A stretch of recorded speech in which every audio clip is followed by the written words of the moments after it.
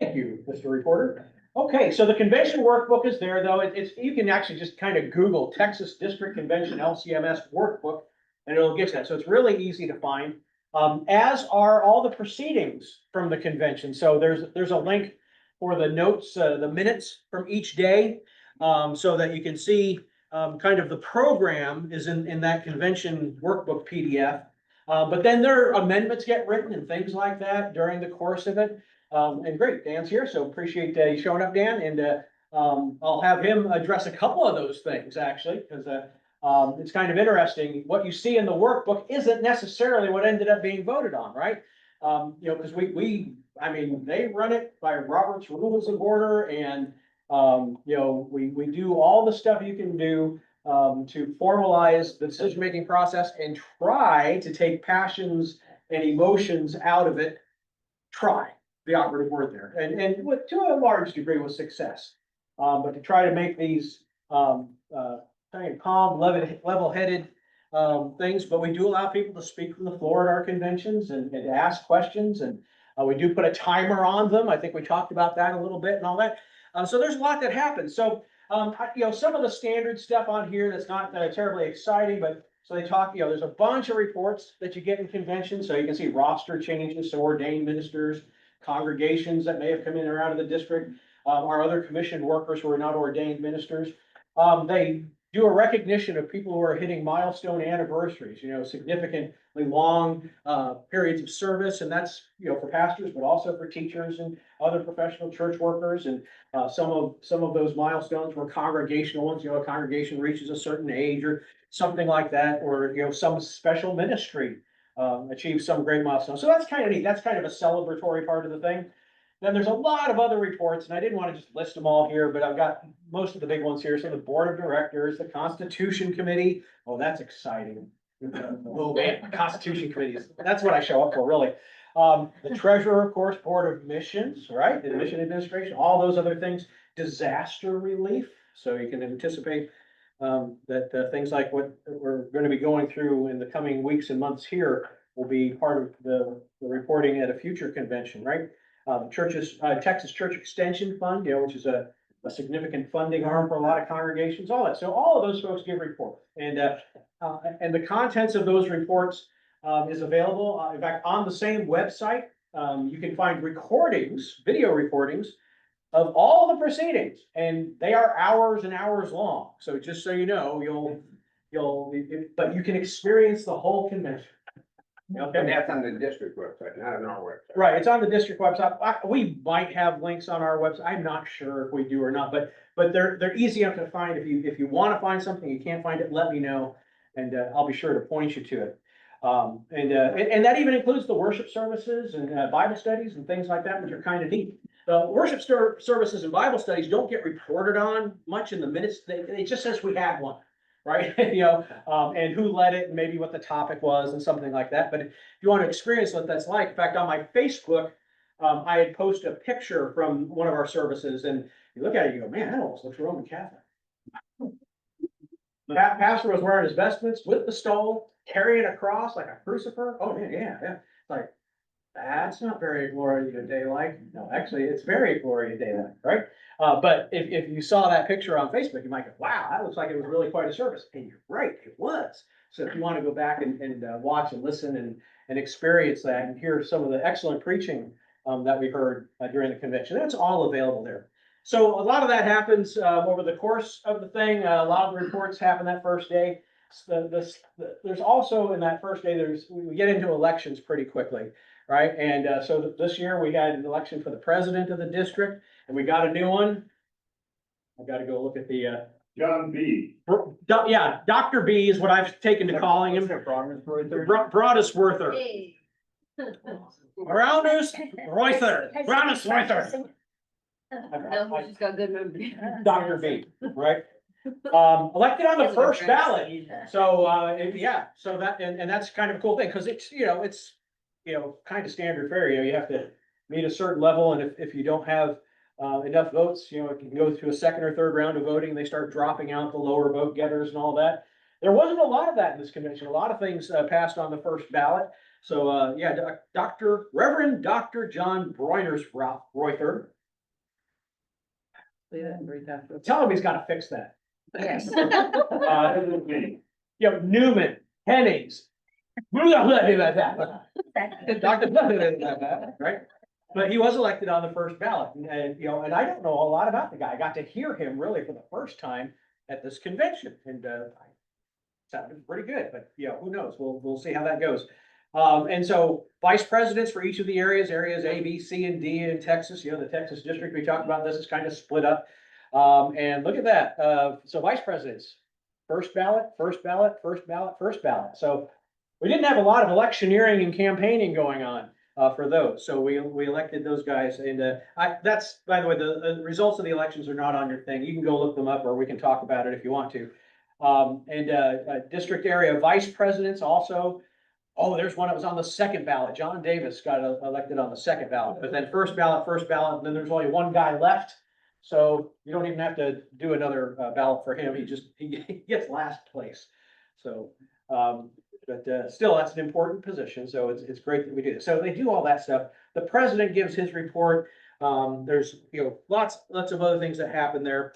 And then you start getting into the things that we probably want to dig into a little bit here. Resolutions and overtures. And I just have a bit of an explanation on the front thing there, front page of what's the difference between them. So I have some words there. I'm not going to bore you by reading that word for word, but you can look at it. So, but you'll often see that these are connected to one another. There will be resolutions related to overtures, or overtures that reference resolution and things like that. So basically an overture is kind of to get something out there it's kind of the seed planting of a thing in a formal way. A resolution tends to be a formal decision, right? That we make as a district and all that. And so the force of these, whether it's a resolution or an overture, is kind of shaded one way or the other, but the topics in terms of how important they are, if an overture is an important one, very often it kind of feeds up to become a resolution. And those resolutions, by the way, may elevate up to the national convention next year, right? So these things that happen on a district level, some of them are internal to the district and don't really affect the rest of the church, but there are some things that maybe flow out of other district conventions. Sometimes that happens because pastors, imagine this, they talk to each other. We try to stop that from happening, but there's only so much we can do. And then, so all of this, is really Texas centered, but some of it will also overflow to the national convention and so forth. And so, because we've got Dan here, I wanted to just call attention to some things on here that I'm going to call motherhood resolutions and overtures. Why would I call them motherhood? Because nobody will argue against them. Nobody argues against motherhood. Is motherhood any good?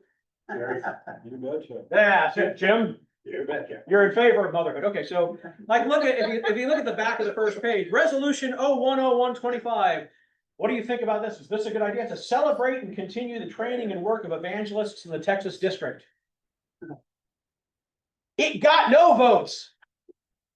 But that's something I can't explain. There are on some of these, there are tiny amounts of no votes, 300 something in favor and 10 opposed. And I just wonder if they hit the wrong button on the voting device. I don't know, but in some cases, probably not. Maybe it's a vote of conscience or something that was intentional, but so I consider that to be kind of if it's a celebrate and continue the training of evangelists, well, boy, you would hope. Given.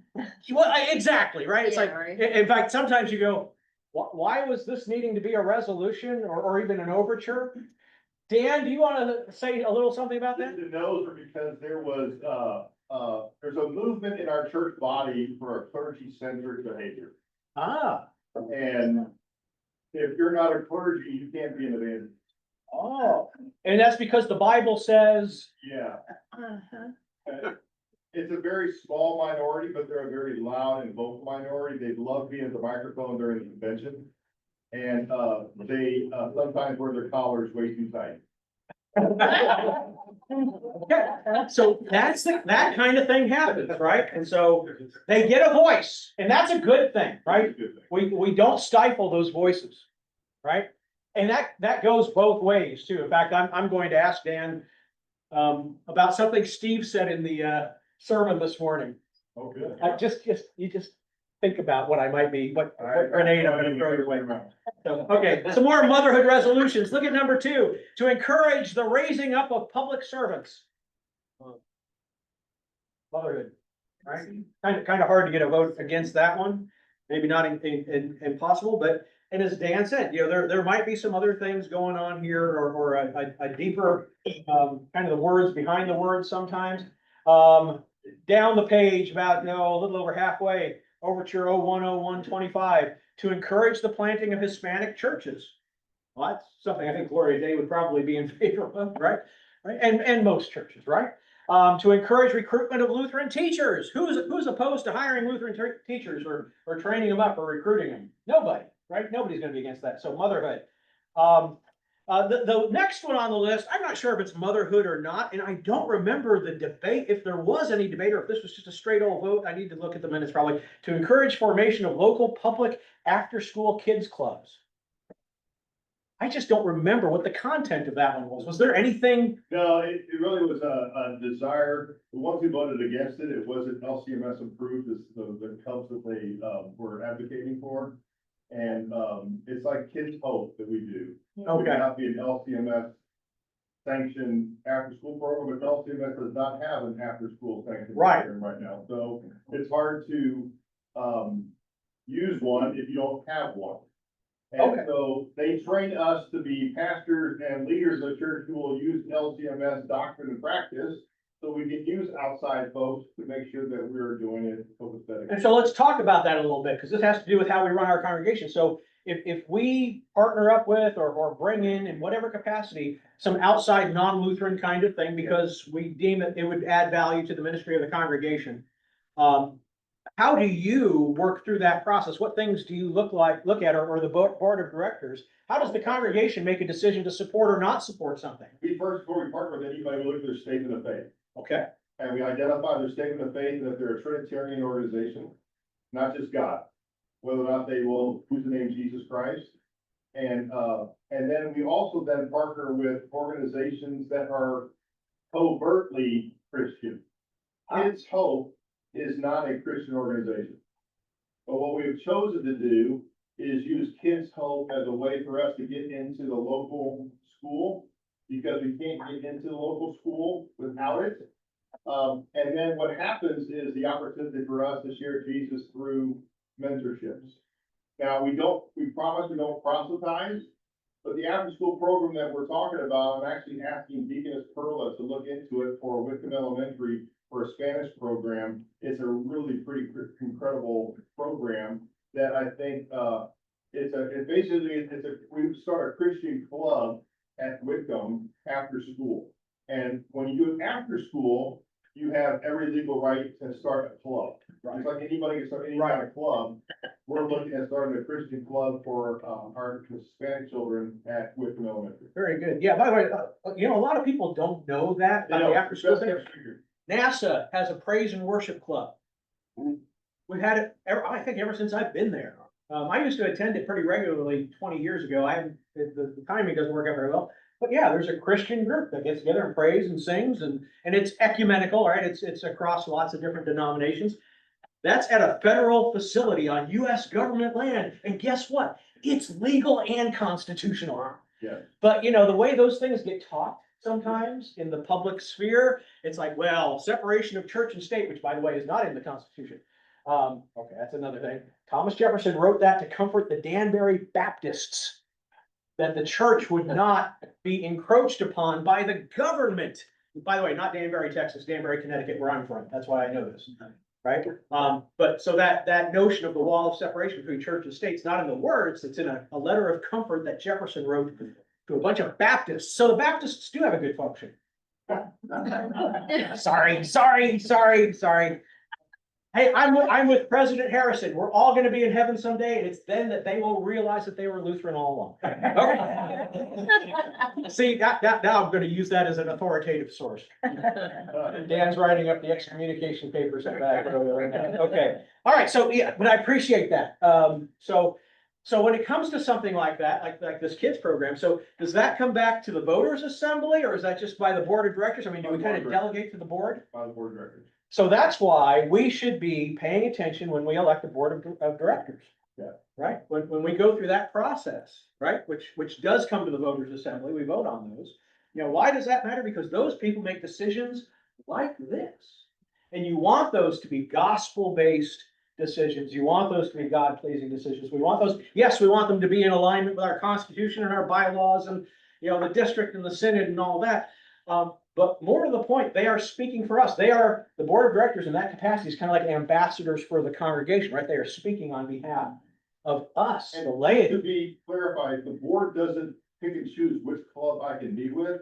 They Right. give me parameters of what I have to do when picking a club. Very good. Thank you for clarifying it. Yeah, yeah. So you might think you're not involved in these things, but at least by extension, we should be, or we have the opportunity to be, so why not be? Because you've got the, you know, you're given the opportunity, and I would say the privilege of being able to have input to that process. Now, I say that having missed the last two voters meetings because I had scheduled conflicts. So I am a rank hypocrite, but you know, that just puts me in good company with the pastors and stuff. So I heard you in the service this morning preaching it yourself, so I think I can get away with that. So there are a lot of other things on here, and some of them, you know, you look at them, you go, "Oh, that's not terribly exciting," but some of them you might go, well, I don't understand what that's like or what that's about.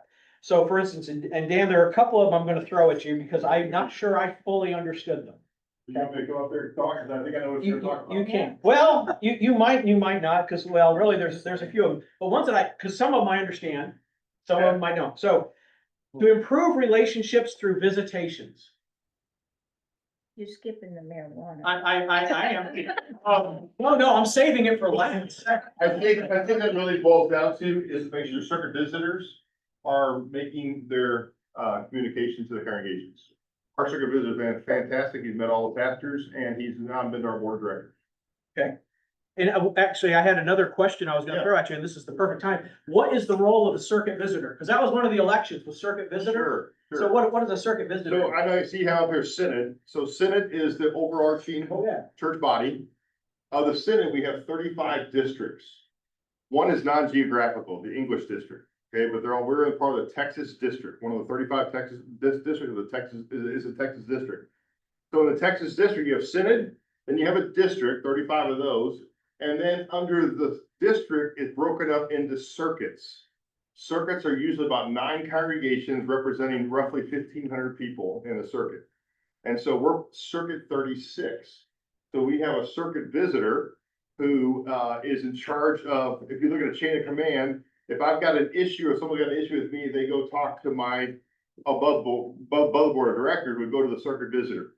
The circuit visitor, if he can't figure it out, will go to the district president. And if that can't figure it out, it goes to the synodical president. And so there's a chain of command, but our circuit visitor is to encourage, to deal with conflict within the brothers. Even pastors have troubles with each other, and just build a cohesion in our circuit so we can start doing circuit-wide events together. Who is our circuit? Matthew Brackman, who's the pastor at Peace, Texas City. Oh, okay. Great Is that question. on our website somewhere? No, I was gonna say, I don't think. maybe we should put it on. I don't know. I haven't heard about it. I don't know, but you know, so, but it's a great question. If you had an issue that you felt needed to be elevated, it's good to know that there is a Absolutely. process in place. And you might have to ask somebody to find exactly who to go to, but that's really good. And so, but the real focus there is improving relationships through communication. it Through sounded like. communication, yes. And building relationships of trust. Yes, Because I think a lot of times pastors just, the sausage making side, sometimes pastors are very insecure and they feel like they have to compete with one another. And so you have to realize in our circuit, Gloria Dei is the largest church. And so there's a jealousy that often comes against me. And if I try to put an idea out there, or oftentimes not, if I hosted a Gloria Dei, oh, there goes Gloria Dei again, taking over. So I have to be very careful about how I navigate through those waters. In fact, I'll try to do stuff at other churches on purpose to show that Gloria Dei can show up to other churches. It's not a size issue. It's a how can we serve together in this community? So when Harvey happens, I couldn't get the circuit pastors to join with us to do relief. So we did it by ourselves. My gosh. And, I couldn't I did get Pastor Brackman finally, we used his, gym for a warehouse. Mhm. And so then I was able to kind of took him under my wings and say, this is how you do disaster response. Mhm. And, there's a lot of times the other churches don't want our opinions and don't want our insights because there goes Gloria Dei again. And so I have to be very careful because of the big boy in town, not to overstep my bounds, but I always tell them, especially guys who are by themselves, we have 4 pastors. If you need a break, you have to call us and we'll come give you a break. If you go on vacation, we'll come preach for you. We'll help. I'm trying to extend as much as I can an olive branch to all the other churches and pastors so they don't see Gloria Dei as a bad guy. Thank you, appreciate that. Let me go on to another one here, and it's one of those that you might have insight to that, I went and looked at the notes and I couldn't quite figure it out. This is 2/13/25. See, I'm leaving the hard ones for later. When you, and I notice you're close to the escape hatch there. I Yes. think I did. To the CTCR, now that's the Committee on Theology and Church Relations, require recusal for CTCR members discussing their own theological issues.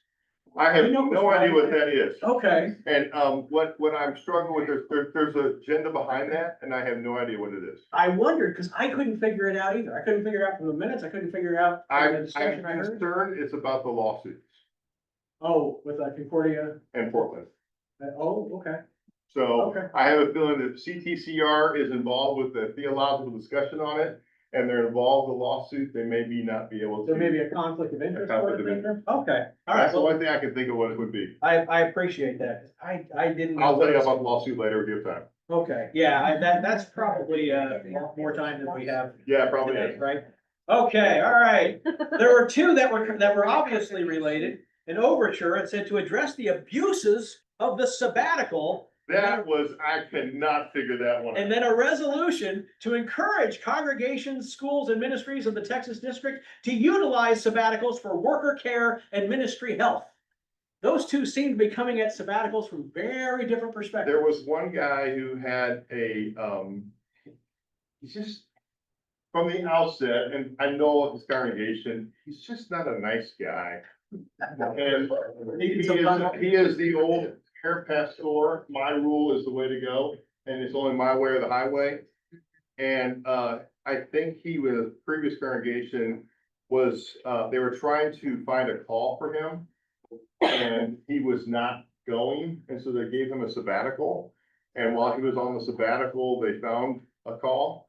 And so why the whole group of his brothers joined in on that one, when he really had an issue with a conflicted board. I was gonna say, that sounds like an internal thing. It with was this an internal congregation. thing, and for the life of it, we were all scratching our head trying to figure out.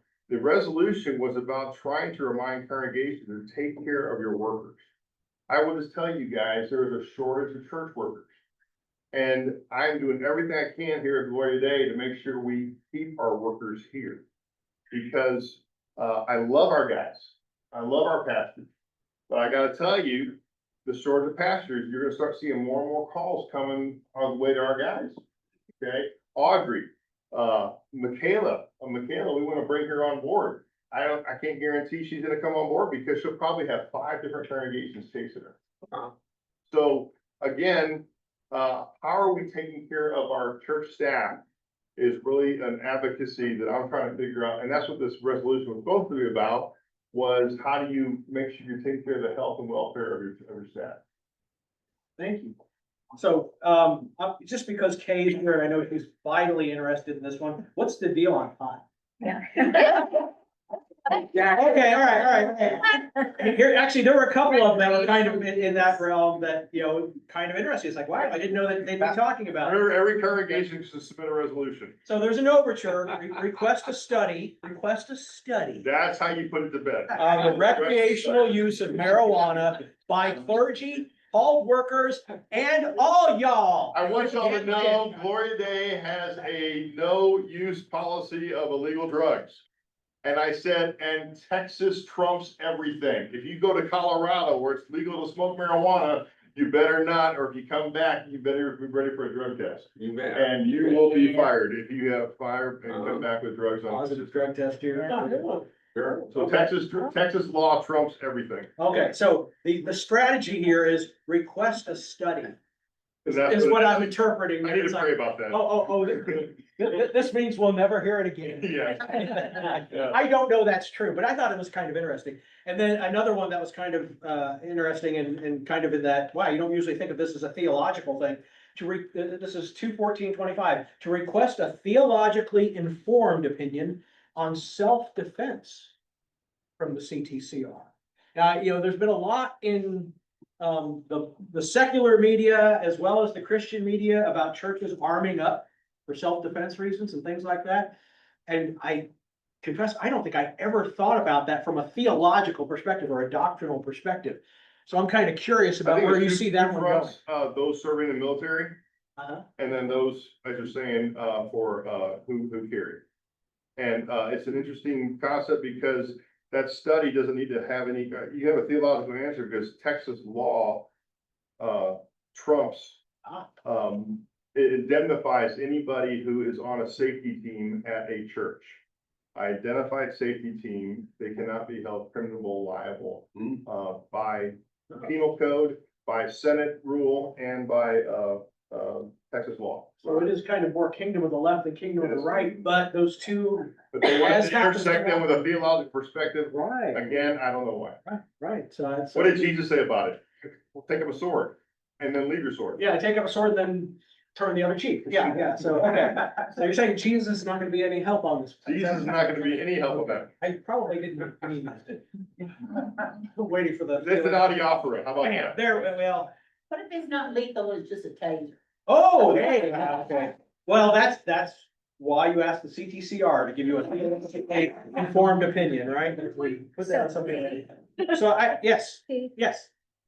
I missed something. CTCR, what is that? The Committee on Theology and Church Relations, so that's a group, yeah, or commission, I'm sorry, I said committee, commission. on theology. They write some really great stuff, they, That's city level. yeah, it's. I will tell you, when we first started serving communion with congregational members, that was a big controversy in the eighties. Okay, I heard about it in another church. So what's Gloria Dei doing? And Pastor K submitted a paper to the CTCR for review on why he believed that it's called the diaconate, the deacons should be able to serve the Lord's Supper, male and female. And the CTCR came back with a position saying we can neither see anything from scripture or the confessions that forbids this, we just don't like it. And Pastor K says, all I need to hear, let's go. The confessions do say that you shouldn't administrate the sacraments unless you've been in it, rite vocatus, unless you've been rightly called. In other words, called through a congregation to perform that function.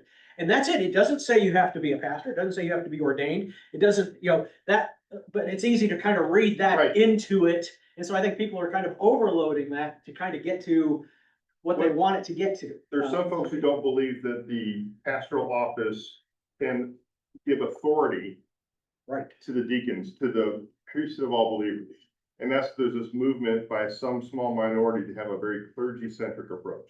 Okay. So will we see anything related to that at the national convention I next year? think you'll see all kinds of. Probably see a lot of stuff there, okay? So fascinating. Now, I know you wanted to talk a little bit about Gloria Dei's governance, and I do have questions about that. Sure. I wanted to give you the floor if you wanted to say anything, because Sure. There was one I'm surprised you didn't bring up, a Lutheran identity. I was gonna save that one. Okay, That's actually a whole Bible class. okay. Okay? I'll be happy to talk. Well, but you can. So in fact, I think it's on the list, right? I have it on the list. And I didn't put anything on here. I just don't want us to run completely out of time. How about I do 3 minutes on Lutheran identity? Okay. So read that one was about. Where is it? Lost it. 02/03/25. Thank you. Yeah, I'll write about in the middle of the page.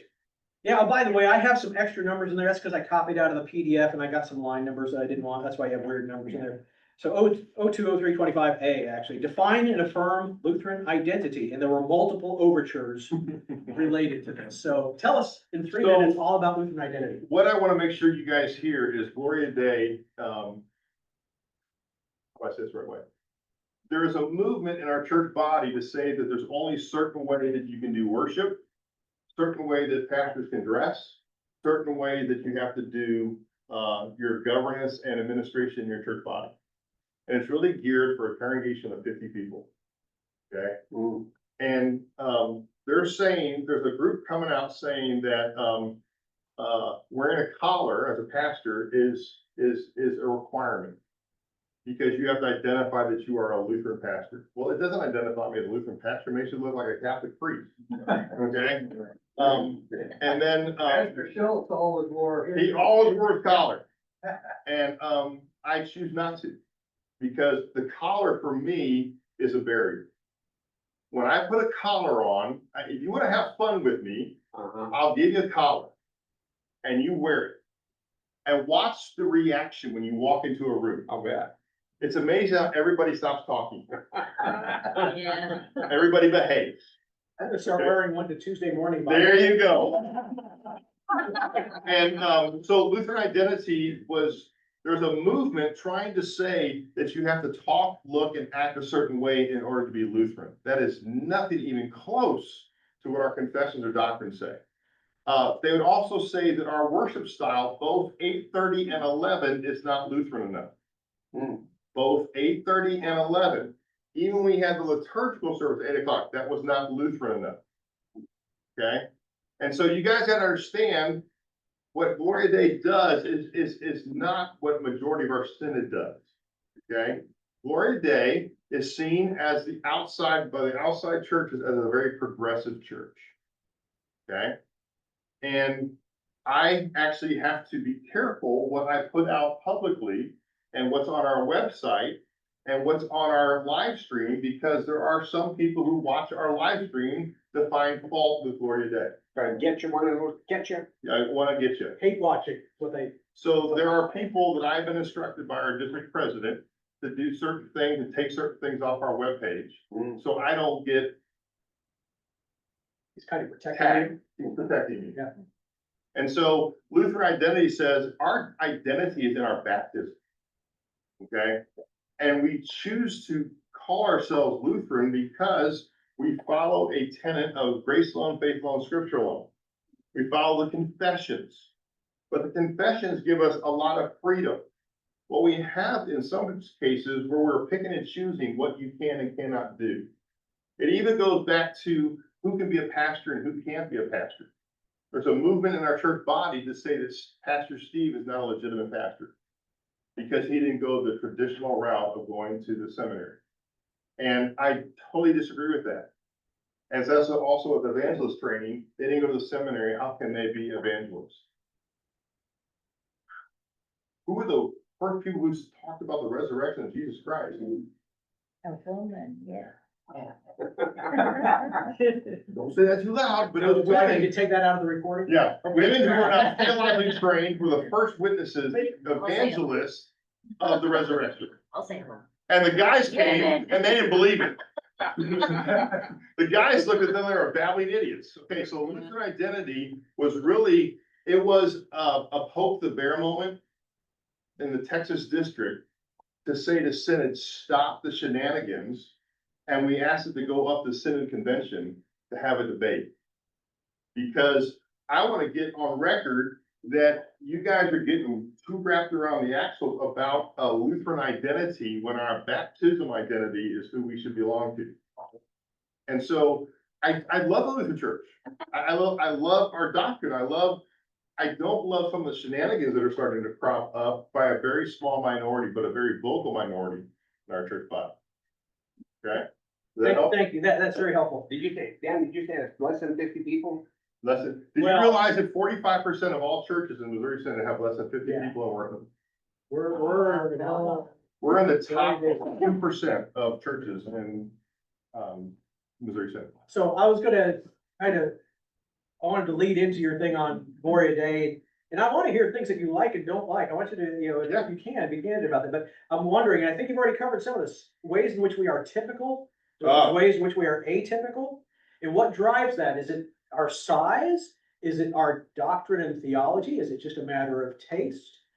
So we recognize, I think we're different, and you've reaffirmed that several times here. I'm curious as to why, from your perspective, that is. And then the thing I was gonna bring in from Steve's sermon this morning that I think you just addressed beautifully for us. Because he was talking about how we glorify God and our Christian freedom, right? Who's been to church this morning? So you all memorized his sermon, right? Okay, great. But they have to say that or they lose brownie points of heaven. He said, when talking about us, he talked about us as individuals, he talked about us in our families, he talked about us as a congregation. I don't know if you caught this. He said it might mean, that glorifying God might mean giving up your preferences for the sake of unity. And I think you could address that from multiple angles, and I would kind of like you to, if you feel. So I'm gonna led poke that the I- bear with all you, and you guys get mad at me, and I get it, I Sit understand. down and listen. I'll take 30 seconds on this one, hopefully. Here's what he could have meant by that. Worship styles. Where you sit. How we govern. Who the pastors are. I will tell you the most volatile one, I said last, is worship time. Worship time? Wow. I still have people mad at me because we don't have a 9:30 service. And I get it, I get it, I get it, I get it, I get it. We had an 8, 9:30, and 11. 9:30 was the golden hour. 9:30 I got to sleep in, and I beat all the other churches to lunch. I was able to 11 o'clock to lunch, when the doors opened up, there was no crowds, life was good, and I ruined that for everybody. As I recall, this current schedule was an experiment that came out of the pandemic. Is that It correct? was an experiment that first started with a 9 o'clock service. And then we do, when we do a combined service, guess what? I do 10 o'clock to tick off everybody. Okay? 10 o'clock is on purpose, Mission accomplished. to make everybody mad. So I can't, well, you favor the traditional service, you favor the contemporary service. No, I chose 10 o'clock because I didn't want to do 9:30 because, the glorious 9:30 time. Oh. They had to choose 10 o'clock. So everybody gets irritated, okay? And it's a standard time now. But when we have a one combined service, you will notice I always require some kind of fellowship activity afterwards. Good. Because I want both services, because you really have two churches who come together at once, and I love because y'all jockey for pews. Because somebody is in your pew, it is the funniest thing I've seen. I just love.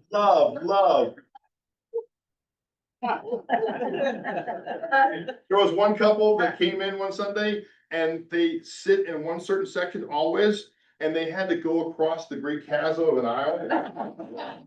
And they kind of tiptoed gently over there and they sat down. I texted, said, y'all gonna be okay?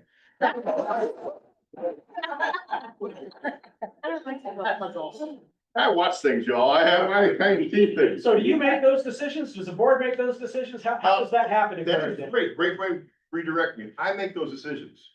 Okay, why? Because the way the policy-based governance works, we have policy-based governance. This document runs my life. This is the board policy. Okay, we have a constitution and bylaws and this board policy. It has 4 policies. First policy is the desired outcomes, and Larry Myers is the board member. So if you want to talk to Larry afterwards and tell him whatever you want to tell him. Policy 1 is what Gloria Dei wants to accomplish. It has our mission statement, our vision statement, where we go into mission work. So the board has put parameters around me to where I can serve Gloria, where I can take Gloria Dei to serve. So we have our Jerusalem, Judea, Samaria, ends of the earth.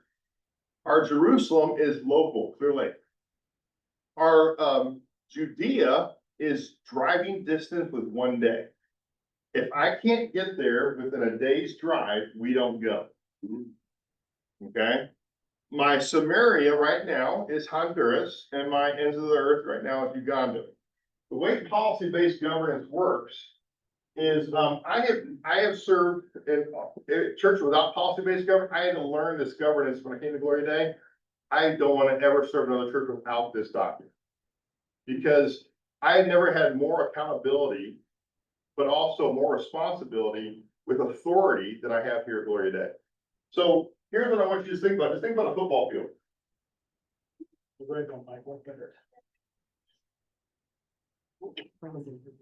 Think about a football field.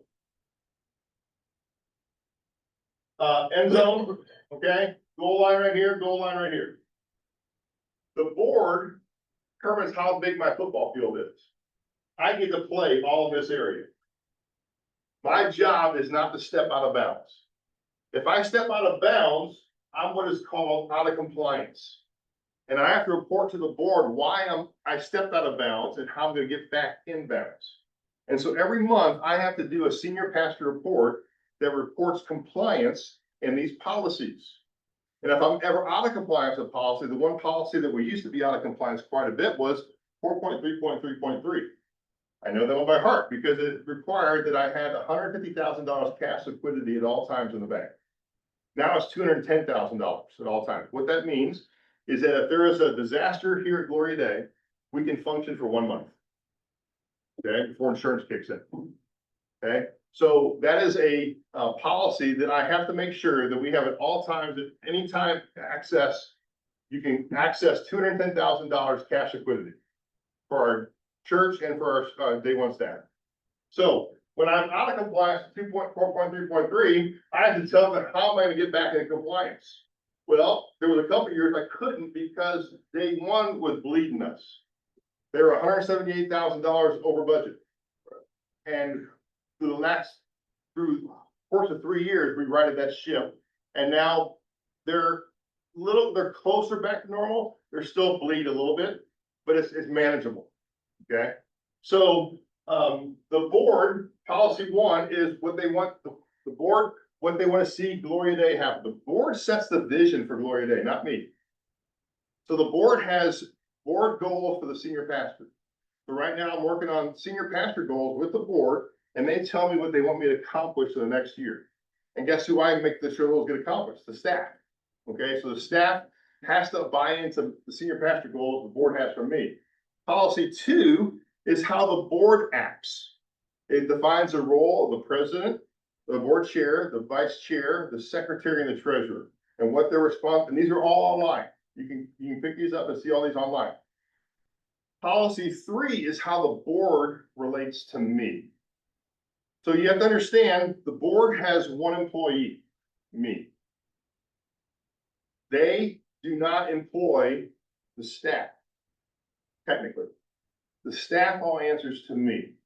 I answer to the board. So while the word is called a linkage, I'm the linkage from the board to the staff. So if there's an issue that someone has with a staff member, the board can't call the staff member and say, I don't like the way you're doing this. They have to tell me, I don't like the way you're doing that. And I said, well, is it in my playing field? Yeah. So you can't tell me what to do.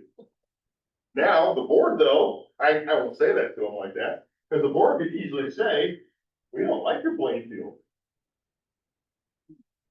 We just reduced it. And there's your playing field, big boy. So there is a symbiotic relationship that I have with the board of a lot of trust and accountability. So every month I report to the board how these things are going. The 4th policy is the limitations of the senior pastor. The policy 4 is all written in the negative.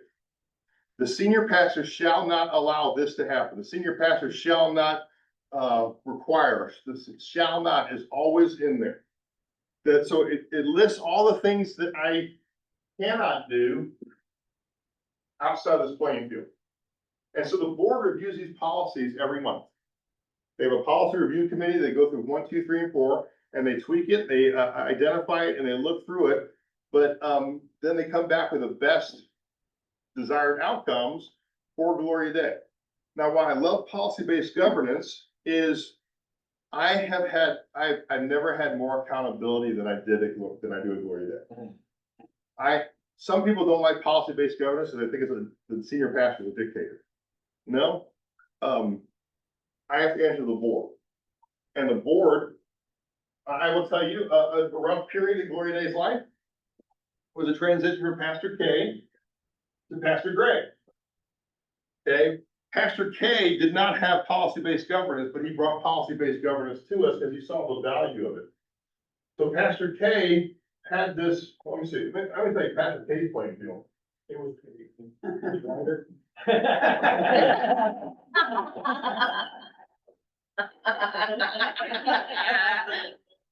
Pastor K could do whatever he wanted to do here. Well, there are some limitations in that, and Pastor K recognized that. So he said, I've got to establish a playing field. And so what he did was he established a policy-based governance. And there was a big committee that came through here. We have this huge document that we went through and everything else. And so policy-based governance allowed him to play in this field. And it also meant that he had to be told no sometimes. I love when the board tells me no. I hate it, but they protect me. Right. Because sometimes I have a bad idea. I know I have bad ideas.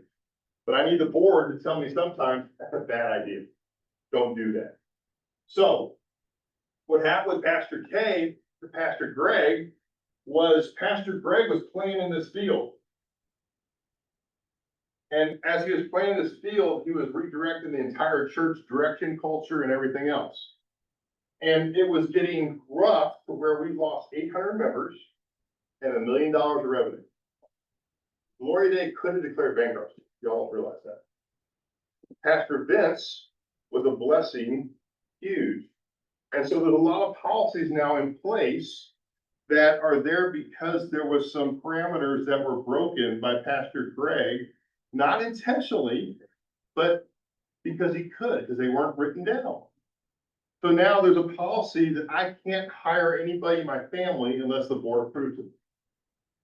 Okay?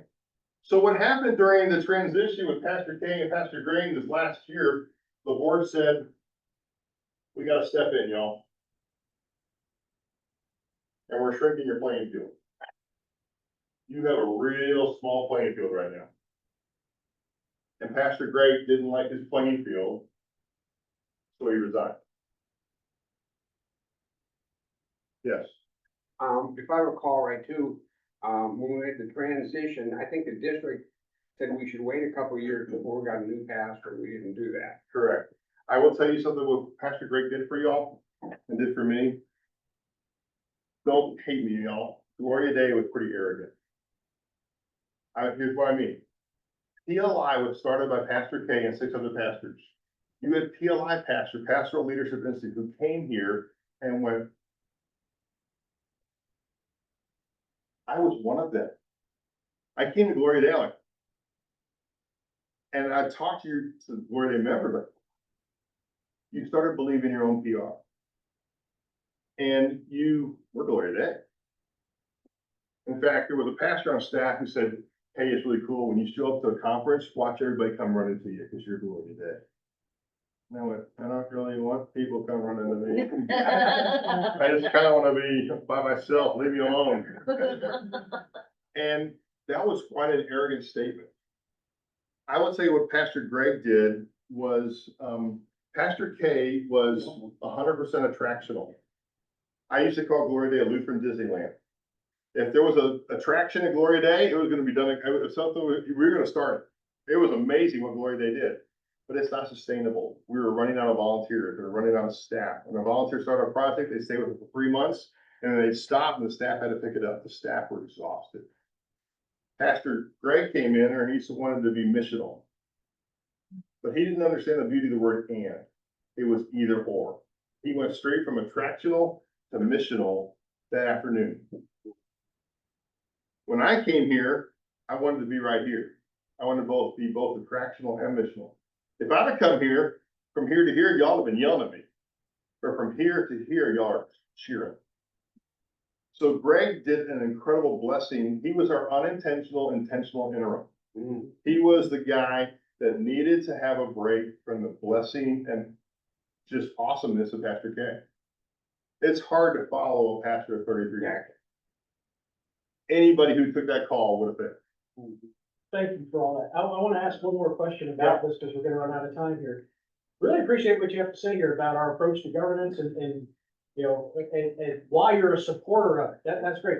But I'd like you to bring that full circle. How does that impact our core mission, or does it? All the things you're talking about, how do they impact us helping people live life with Jesus every day?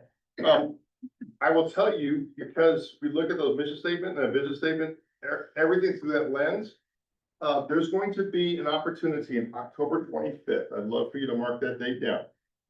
It's gonna be a day in which I'm gonna invite the congregation, something I haven't done here before. I'm gonna invite the congregation into setting the direction for the next 5 years. I had to get the board permission to do this. We've hired a consultant, so I can't sign any contracts over X amount of dollars. So we hired a consultant who's gonna come in here and they're gonna ask 3 or 4 questions that day. You remember when Pastor K had the leadership lessons or leadership day, he'd have a leadership forums on Saturdays? It's gonna be like that.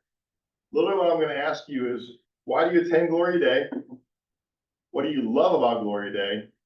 And what do you wanna see happen in the next 5 years? And then you're gonna have to write a vision statement, not just 2 sentences, a paragraph of where you see Gloria Day going in the next 5 years and why you want it to go there.